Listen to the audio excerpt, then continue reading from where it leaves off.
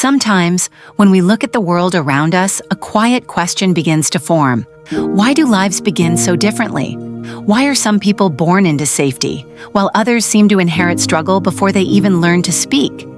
Is this simply chance, or is there a pattern we have not yet understood?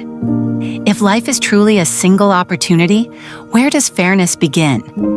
Because when we look at the world closely, we notice something unsettling.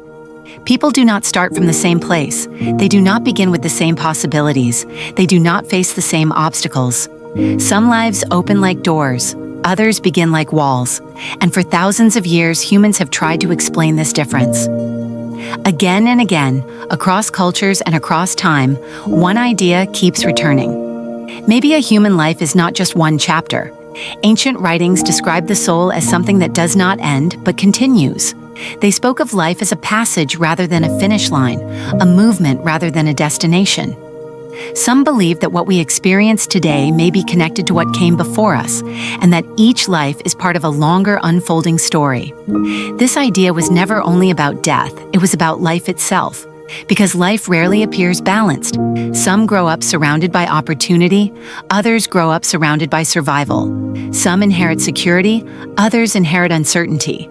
If life happens only once, these differences can feel unbearably heavy. But if life is a journey, the weight begins to shift. The story becomes longer than a single moment. And this is why the idea of reincarnation never truly disappeared. Not because it was proven, but because it answered something deeper than proof. It answered the human need for meaning. Even in the modern world, this question refuses to fade. Researchers have documented children who speak of memories that seem older than their lives. Some stories contain details difficult to explain. Others are understood through psychology and environment. Science has not confirmed reincarnation, but it has not erased the question either. Because perhaps the question of reincarnation is not really about death. Perhaps it is about justice, about whether life has continuity, about whether what we experience fits into something larger than what we can see. Yet this idea also challenges us. If life is part of a cycle, how much of it is truly ours? If the past shapes us, what does choice really mean? If our journey stretches beyond what we remember, does that give us freedom or take it away? For some, this thought brings comfort. For others, it brings unease, because it suggests that life might be both deeply personal and deeply connected to something beyond us. Maybe the question was never simply whether we live again. Maybe the real question is why humans have always needed life to have a larger context, why we struggle to accept randomness, why we search for meaning even in suffering.